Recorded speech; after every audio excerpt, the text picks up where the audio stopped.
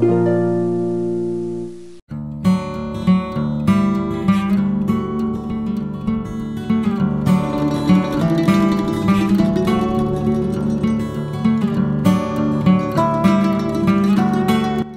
Guys, welcome to Sudha ಸದನ.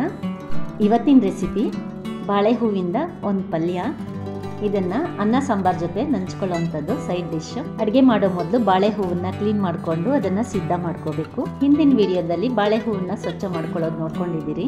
ನೋಡದೇ ಇದ್ರೆ ಆ ವಿಡಿಯೋ ಲಿಂಕ್ನ ಡಿಸ್ಕ್ರಿಪ್ಷನಲ್ಲಿ ಕೊಟ್ಟಿರ್ತೀನಿ, ಚೆಕ್ ಮಾಡಬಹುದು. ಎಲ್ಲ ಮೊದಲೇ ಜೋಡಿಸಿಟ್ಕೊಂಡ್ರೆ ಫಟಾಫಟ್ ಅಂತ 8-10 ನಿಮಿಷದಲ್ಲಿ ಪಲ್ಯ ರೆಡಿ. ಸ್ಟವ್ ಹೊತ್ತಿಸಿ ಒಂದು ಫ್ರೈಯಿಂಗ್ ಪ್ಯಾನಲ್ಲಿ ಸಣ್ಣ ಬಟ್ಲಷ್ಟು ಎಣ್ಣೆ ಹಾಕ್ಕೊಳ್ತಿದ್ದೀನಿ.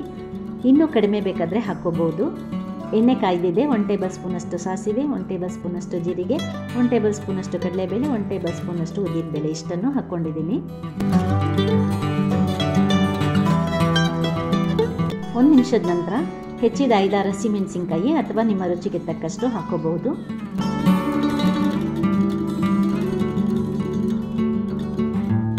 ಹಾಗೆ ಸ್ವಲ್ಪ ಕರಿಬೇವು,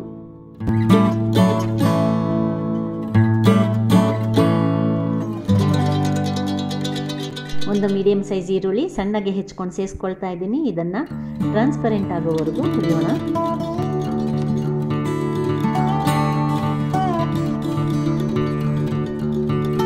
ಆಯಿತು. ಈಗ ಬಾಳೆ ಹೂವನ್ನು ಮಜ್ಜಿಗೆ ನೀರಿನಲ್ಲಿ ನೆನೆಸಿಟ್ಕೊಂಡಿದ್ವಲ್ಲ, ಅದನ್ನು ನೀರಿಂದ ಬೇರ್ಪಡಿಸಿ ಇದಕ್ಕೆ ಹಾಕ್ಕೊಳ್ತಾ ಇದ್ದೀನಿ.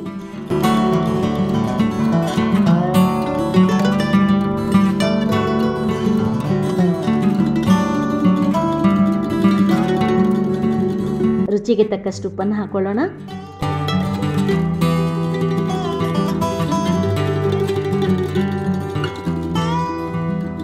ಚೆನ್ನಾಗಿ ಮಿಕ್ಸ್ ಮಾಡಿ ಮುಚ್ಚಳ ಮುಚ್ಚಿಟ್ಟು 2-3 ನಿಮಿಷ ಬೇಯಿಸೋಣ.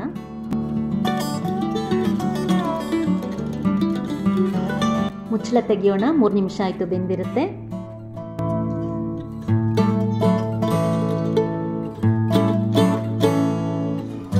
ನೀರು ಹಾಕಿ ಬೇಯಿಸೋ ಅವಶ್ಯಕತೆ ಇರಲ್ಲ. ತೊಳೆದಿರೋದ್ರಿಂದ ಅದರಲ್ಲೇ ನೀರಿನ ಅಂಶ ಇರುತ್ತೆ. ಉಪ್ಪು ಹಾಕಿದ ನಂತರ ನೀರು ಬಿಟ್ಕೊಳ್ಳುತ್ತೆ. ಈ ರೀತಿ ಈ ನೀರೆಲ್ಲ ಹಿಂಗೋವರೆಗೂ ಬೇಯಿಸಬೇಕು.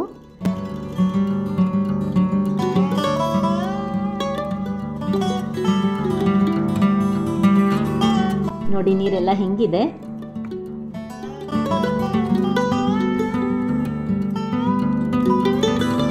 ಒಂದು ಬಟ್ಟು ತುಂಬ ಹಸಿ ತೆಂಗಿನಕಾಯಿ ತುರಿ ಹಾಗೆ ಹೆಚ್ಚಿದ ಕೊತ್ತಂಬರಿ ಸೊಪ್ಪನ್ನ ಆ್ಯಡ್ ಮಾಡ್ತಾ ಇದ್ದೀನಿ. ಇದು ಪಲ್ಯದ ರುಚಿ ಹೆಚ್ಚಿಸುತ್ತೆ.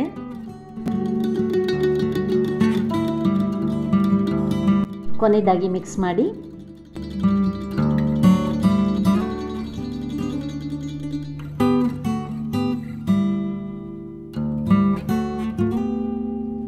ಈಗ ರುಚಿಯಾದ ಬಾಳೆ ಹೂವಿನ ಪಲ್ಯ ರೆಡಿ. ತುಂಬ ಸರಳ, ಸುಲಭ ಅನಿಸ್ತಾ ಇನ್ನೇನು ತಡ, ಟ್ರೈ ಮಾಡಿ. ನಿಮ್ಮ ಅನಿಸಿಕೆ ಅಭಿಪ್ರಾಯಗಳನ್ನ ತಿಳಿಸ್ಬೋದು. ಹೊಸಬರಾಗಿದ್ದರೆ ಸುಧಾ ಸದನ ನನ್ನ ಯೂಟ್ಯೂಬ್ ಚಾನಲನ್ನು ಸಬ್ಸ್ಕ್ರೈಬ್ ಮಾಡಿಕೊಂಡು ನನ್ನೆಲ್ಲ ವೀಡಿಯೋಗಳನ್ನ ಹೀಗೆ ನೋಡ್ತಾ ಇರಿ ಅಂತ ಹೇಳ್ತಾ ಮತ್ತೆ ಸಿಕ್ಕೋಣ. ಬಾಯ್.